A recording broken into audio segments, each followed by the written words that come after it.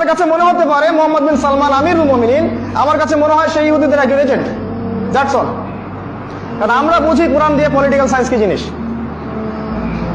আপনাকে কিছু আইওয়াশ দেখায়, মসজিদ করে দিবে, মাদ্রাসা করে দিবে, টাকা পয়সা ডোনেট করবে, ওই টাকা তো আমার টাকা, ওটা আমাদের টাকা। ওকে তেল বিক্রি করে এত টাকা কে দিতে বলেছে? ডলার কেন্দ্রিক। যখন পেট্রো ডলার বুঝবেন তখন বুঝবেন এই সম্পদ আমাদের সম্পদ, উম্মার সম্পদ। এটা উম্মার সম্পদ। কেন তুমি ডলার দিয়ে এক্সচেঞ্জ করলো ওদের সাথে? ওটা পরে বুঝবেন, ওদিকে আসছে। এই অ্যালায়েন্সের কথা আল্লাহ পাক বলেছেন, তোমাদের মধ্যে কেউ যদি ওদের দিকে মুখ ফিরায় সে ওদের অন্তর্ভুক্ত, আমাদের উম্মতের কেউ নয়। সেটা বাকারায় যান, আল্লাহ পাক আরো কড়া কথা বলেছেন। আল্লাহ পাক বলেছেন যে ওয়ালান তারদা আনকাল ইয়াহুদা ওয়ালান নাসারা হাত্তা তাত্তাবিআ মিল্লাতাহুম। হে নবী, যতক্ষণ পর্যন্ত আপনি ইহুদি এবং খ্রিস্টানদের মিল্লাত গ্রহণ না করছেন ততক্ষণ পর্যন্ত তারা আপনার উপর সন্তুষ্ট হবে না।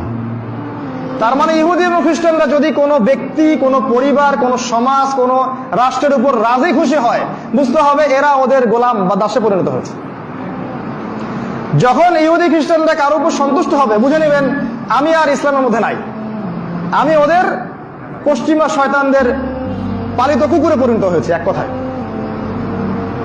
আর যখন দেখবেন কোন মুসলিম সম্প্রদায়ের উপরে বা বিরুদ্ধে ওরা তেড়ে আসছে, তাহলে বুঝবেন নিঃসন্দেহে এরা হকের উপর আছে। এই কারণেই তারা ওদের উপর তেড়ে আসছে, কোনো সন্দেহ নাই। এটা সূরা বাকারার মধ্যে আছে। এই যে অ্যালায়েন্সটা গঠন করা হলো, এরপর তারা যেটা করলো, তারা বিশ্বের প্রাকৃতিক সম্পদগুলোকে আয়ত্ত করতে শুরু করলো। কি মাস্টার প্ল্যান! বিশ্বের প্রাকৃতিক সম্পদ যেমন ডায়মন্ড, যেমন গোল্ড, সোনা, রূপা এবং তেল, এগুলোকে তারা নিজেদের হাতে নেওয়া শুরু করলো। আফ্রিকার মহাদেশ থেকে তারা নিতে শুরু করলো ডায়মন্ড, মাইনিং করে করে ডায়মন্ড। এজন্য আফ্রিকা এত গরিব একটা জায়গা, ওখান থেকে সব হীরা ওরা বের করে নিয়েছে। এবং সৌদি আরব এবং গলফ কান্ট্রির কাছ থেকে ওরা নিল তেল এবং ওদের দেশে এটাকে রিস্টোর করতে লাগলো। আর এদেরকে দিতে থাকলো কাগজের টাকা, ডলার। নিজের ঘরে প্রেস আছে, নিজের ঘরে প্রেস আছে, টাকা ছাপানোর প্রেস আছে, কাগজ দিবে, ডলার বের হবে।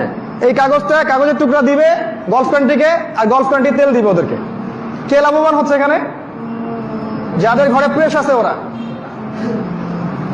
আর যে মনে করছে আমি তো অনেক ডলার কামাই করছি, তেল দিলে কি সমস্যা?